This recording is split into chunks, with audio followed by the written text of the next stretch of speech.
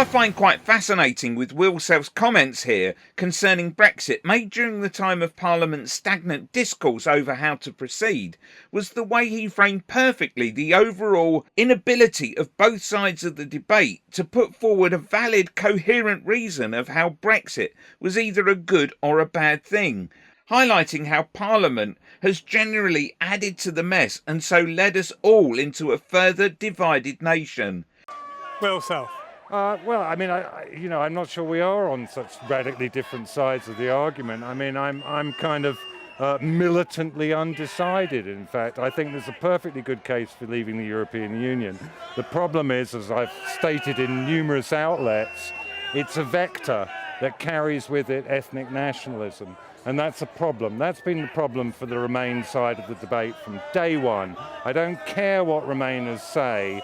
If you go to the heartland and you talk to people and you're, not sort of insinuating, but just lay it open in an honest way, the ethnic nationalism comes up right away, immediately. So I think it's been a problem. If you ask me, John, for a diagnosis of our country's character, it's that it doesn't listen. If you want me to, on either side of the debate, because the Remainers have had plenty of years now to make the same principled case for Remain that is realistic about the options and hasn't made it either.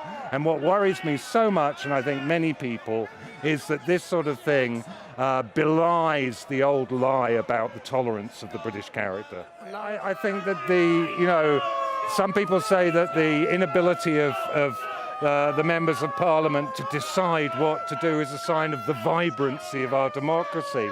But to me, it looks like headless chickens running round in a circle. I think there's been a real failure of the political class. But here's the truth.